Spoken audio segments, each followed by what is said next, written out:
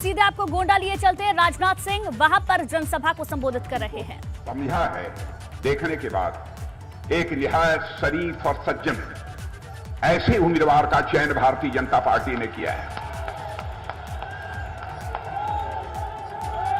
और विधानसभा में पहुंचने के बाद मुझे पूरा विश्वास है कि अजय कुमार सिंह अपने विधानसभा क्षेत्र की जनता की सेवा एक सेवक के रूप में करने में कामयाब होंगे, यह मुझे पूरा यकीन है। इस समय हिंदुस्तान के सबसे बड़े राज्य उत्तर प्रदेश में तो चुनाव चल ही रहा है। उत्तर प्रदेश के अतिरिक्त इस देश के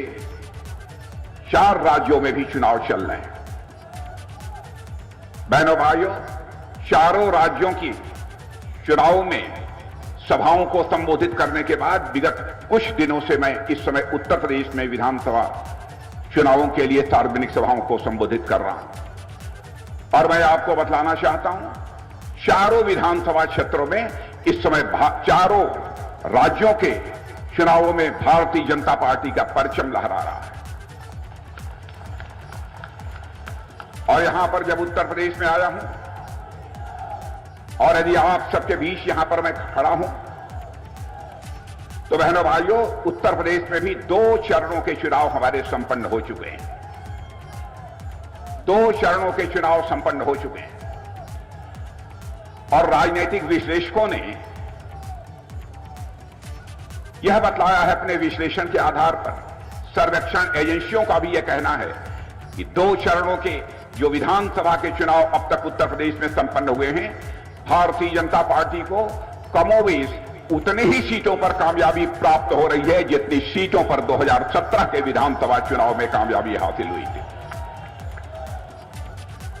केंद्र में आपने हमारे प्रधानमंत्री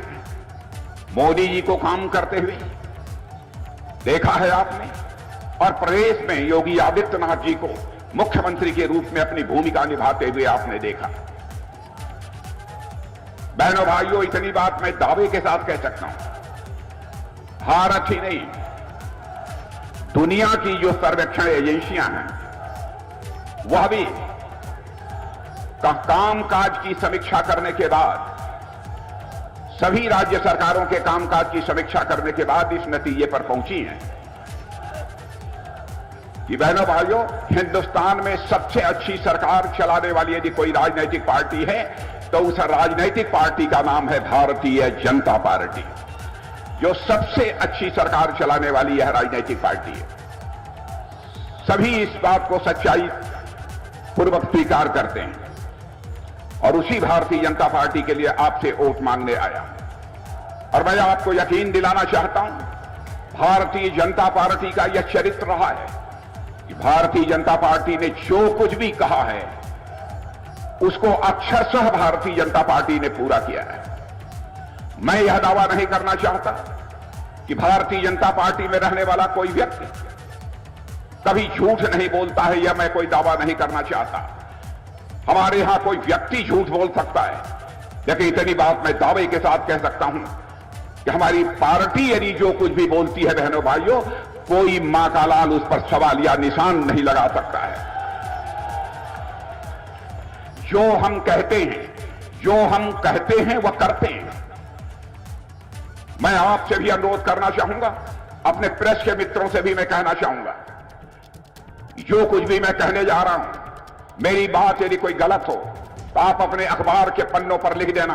कि राजनाथ सिंह आए थे, जनता को गुमराह करके चले गए। बहनों भाइयों, हमारी गलती होगी तो उसे मैं स्वीकार कर लूंगा, क्योंकि मैं जानता हूं हमने आज तक जो कुछ भी कहा है, जो कहा है वह किया है और जो कहे रहे हैं वह करके हम दिखाएंगे। हम जनता की आंखों में धूल झोंक कर राजनीति करने में विश्वास नहीं करते हैं, बल्कि जनता की आंखों में आंख मिलाकर राजनीति करने में विश्वास करते हैं।